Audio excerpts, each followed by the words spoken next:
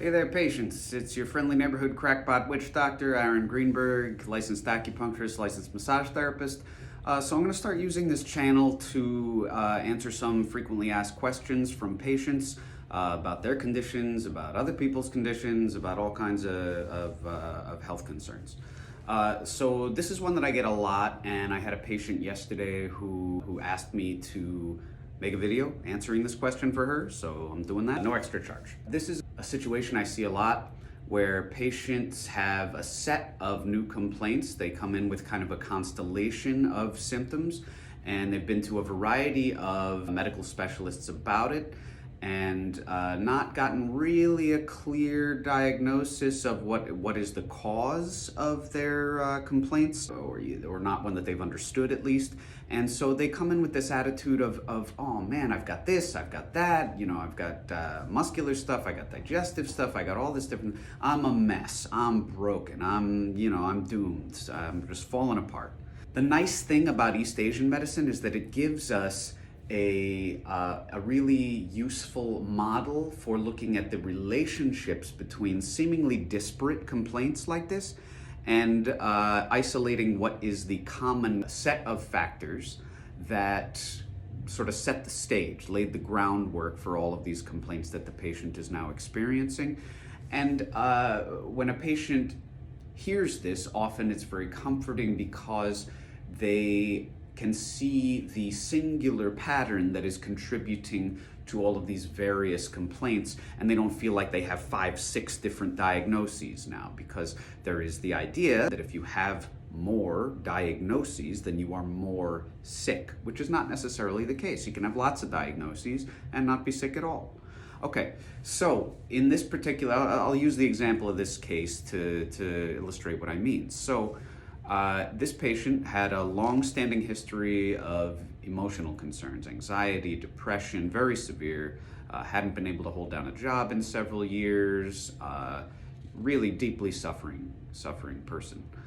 So after several months of hiatus, of not coming in for treatment due to the pandemic, she came back in and she presented with a number of complaints: plantar fasciitis in one foot, carpal tunnel bilaterally in both wrists, a lot of back pain, a lot of neck pain, and a lot of digestive dysfunctions. Just not a happy camper in general. And she had very much this attitude, of course, contributed to by her anxiety, by her depression, that oh man, I'm just falling apart. I got all these things wrong with me. How can there possibly be any hope? And often when one receives the results of laboratory diagnosis, imaging studies, this kind of thing, it can be scary. It can be disheartening because you see the scary Latin words on the paper. And for this particular patient, her x-ray had given her the death sentence of spondylosis. So this is really common. This is not the first patient who's come into me and feared their doom from this diagnosis of spondylosis. So spondylosis is any degree of any degenerative change anywhere in the spine. So you can have cervical spondylosis, you can have thoracic spondylosis, you can have lumbar spondylosis. Spondylosis is prevalent in 80% of the adult population, okay? Of those, somewhere around 30 to 40%, depending on the study that you read, are asymptomatic, okay? So unless you've been like living in zero gravity on the Russian space station for your whole life, you have some degree of spondylosis somewhere in the spine. It doesn't indicate anything. It indicates that you've been living in gravity for a certain amount of years. But that's not written on the x-ray report or on the MRI report. So understandably, patients read this and they get a little scared. Okay, so I'm gonna go ahead and explain how all of these complaints were really just one complaint. All these symptoms, all these seemingly disparate diagnoses are really just due to one common cause. When you are stressed, when you are feeling anxious, when you're feeling depressed, when you're feeling upset, your body, as most of you probably know, switches from parasympathetic neural activation, rest and digest, the mode you're in when you're relaxed, into sympathetic nervous activation, fight or flight, the situation you're in when you're stressed, when you're upset. When that happens, your body will divert blood flow, nutrients, fluids, etc., away from the smooth muscle structures. So for example, the muscles of the throat, the muscles of the digestive tract, etc., to the skeletal muscles to get you away from the tiger or whatever it is that's chasing you, that body thinks is chasing you. You can see this in nature very clearly. When animals fight with one another, they poop. You know, you'll see like a couple of raccoons will have been fighting over the bird feeder on your porch, and you come out in the morning, there's raccoon crap all over your porch. All right? So it's that same principle. This is where we get the expression scared shitless. That can help explain the digestive component. Here's this woman who has a long history of depression and anxiety. She's now having difficulty swallowing. She's now having difficulty emptying the stomach contents. Sometimes she's got diarrhea, sometimes she's got constipation. There's this overall spastic kind of action to the smooth muscle along the digestive tract. So that tells us that likely this is due to her spending lots of time in fight or flight and not a whole lot of time in rest and digest. She's not doing a whole lot of resting, she's not doing a whole lot of digesting.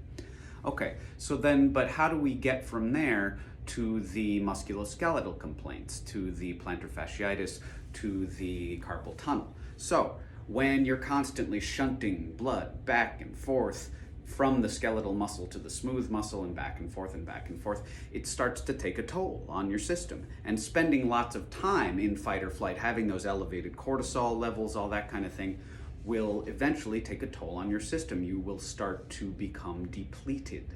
All right, so the circulation in general in the body to the skeletal muscle and the smooth muscle is going to be inhibited. It's not going to be functioning optimally. So when this happens, you can start to get musculoskeletal issues because the muscles start to get kind of dry and leathery, start to be like beef jerky. All right, so the canaries in the coal mine, when this happens generally, are in the distal extremities, in the hands and feet, because they get crappy circulation to begin with. They're the farthest outposts away from headquarters, so to speak.